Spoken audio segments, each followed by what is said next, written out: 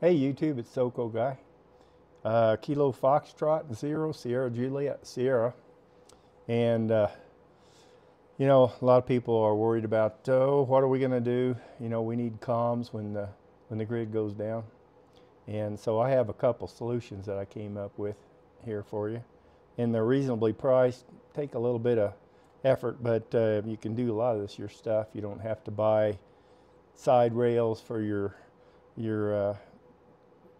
Zygu 90 or you don't have to get too elaborate to get communications with others.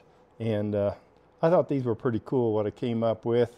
I've got a QYT 8900 radio here, and so I just fabricated a little frame for it and put a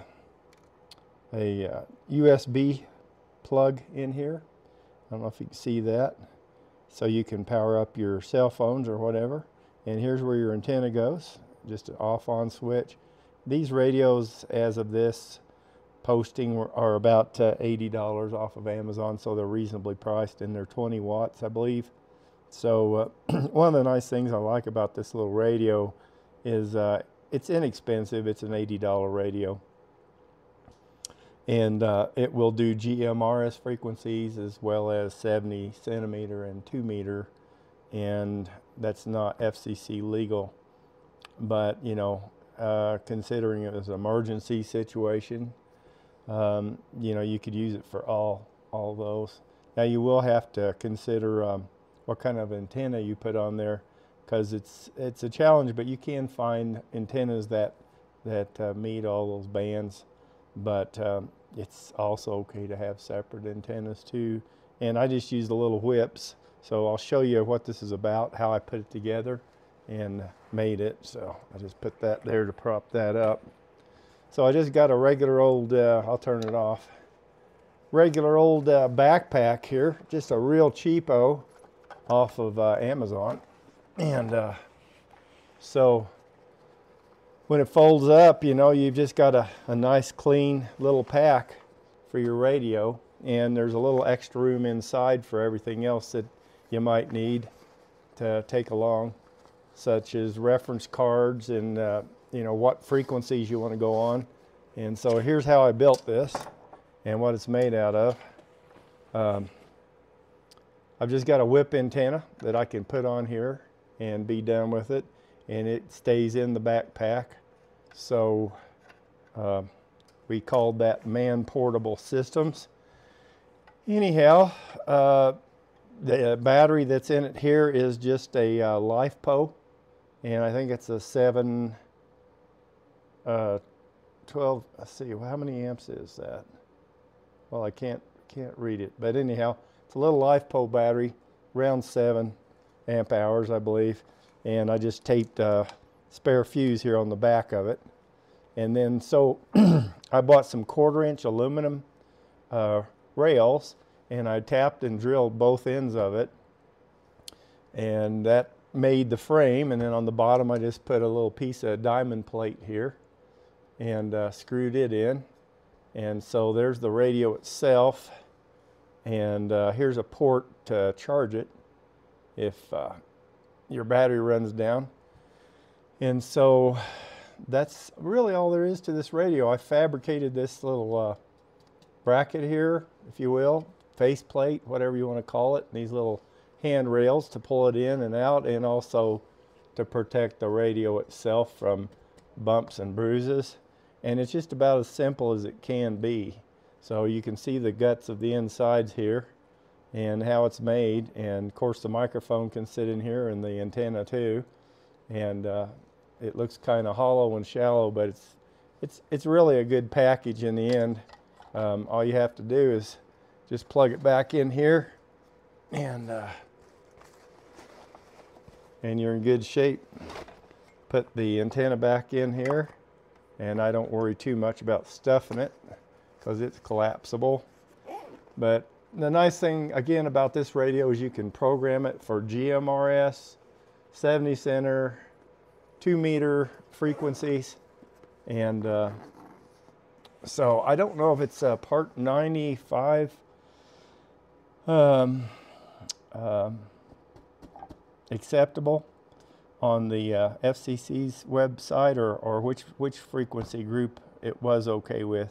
There's a little third harmonics. If you know a little bit about radios, you know that this is what they would call a dirtier radio. So it's not the cleanest sound, but it gets out well, reaches well, and it's a great little throw pack to throw in your vehicle, or take with you when you're camping, or if you have to bug out. So that's one of my radios. And if you have any questions about that, give me a holler, and I'll tell you how I built things, or the schematic for it. It's pretty self-explanatory for the most part. This little radio here is it's another option. It's just a 7.62 cartridge box, and so you can clamp this thing down and take it with you and throw it in the car. And it's a little different horse here. So I'll take the lid off here so I can show you a little easier.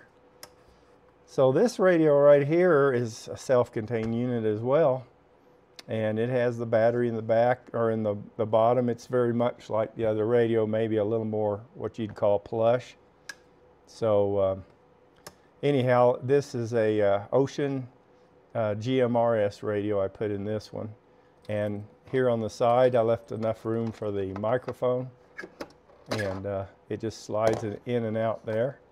And then the radio itself, I'll take it out, the housing here, and show you, but it is just got 4 little magnets in the bottom that are securing it to the bottom, and those are pretty stout little magnets. So if I can get it out of here, I'll show you how that thing works. So you don't want to hurt the battery or the radio itself. Okay, so I used the same kind of metal on this one. I think it was a leftover Dish Network box, and that's really, it was just thin sheet metal. Any thin metal will do, but I made the frame out of that, and you can see here I used rivets and reinforced the corner on this corner so it'd be a little stronger. And this one's a little more compact than the other one, but it's got more goodies too, and a better radio. The little Ocean radios are good radios, and they have a nice clean signal. Whoops, better turn it on first. There we go. Woo, that's loud. So I just cut the hole to match this radio, and so I've got a earphone listening port here. So if you're in the woods and you want to be quiet, you don't want to have a loud conversation, and that's what that does. Here's the charging port.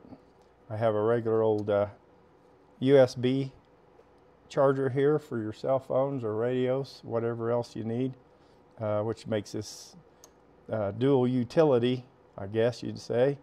And then here's another connector here, so if you wanted to draw power off of it real quickly, or you can charge it with that charger interface as well as this one. So there's what the inside of it looks like, and I got a 90-degree angle connector here, because obviously the coax would come straight out the back, and I did not have room, so I barely had enough room to squeeze a battery in here. And so here's the little magnets that hold this to the bottom, and they work really good, so you don't have to worry about that falling out. And here's a look from the other side, and yeah, that one's just a 5 amp. And I haven't really taken this out and seen how many hours, but based on, you know, what I've heard other people talk about, I ought to be able to get 3 or 4 hours of good solid talk out of this battery without recharging it.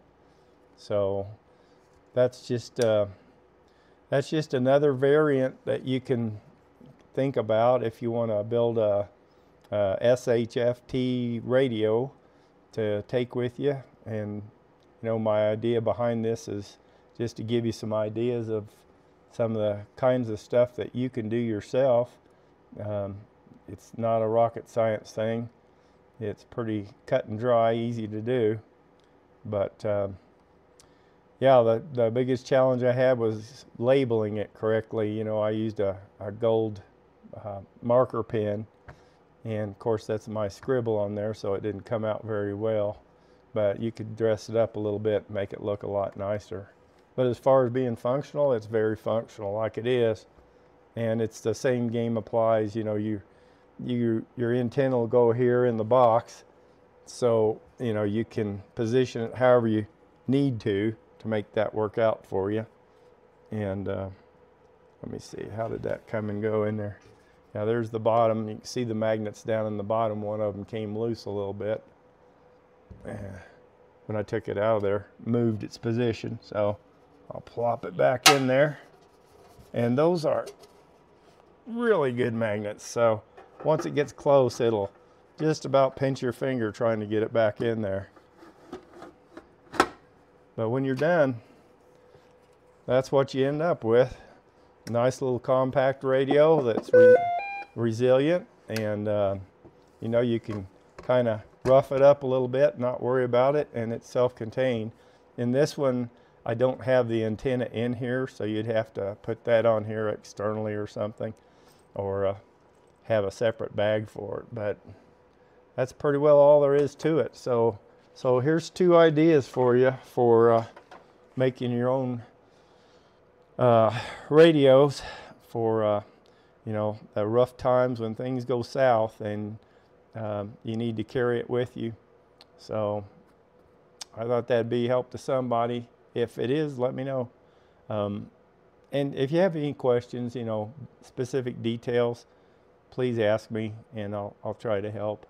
I've seen some other variations of these, and you know, guys put them in packs, and they're nice. They're well made, and they're kind of pricey by the time they get done with them. So you know, what's your goal? Is it to have the coolest little radio or something that'll get the job done? I think these will get the job done just fine, and it may be a little above a lot of people's ability to build something like this, but for a lot of you guys that I know, this is just kids play. I think that you'll enjoy making it. There were fun little projects as well, and yeah, this one has a voltmeter and ammeter built into it too, so I can kind of keep an eye on the voltage and see when my voltage gets down below a certain threshold, then I'll know I need to charge the battery. And so I thought that was a worthy little addition. But get a hold of me, let me know what you think. This is Kilo Foxtrot 0 Sierra Juliet Sierra 73s.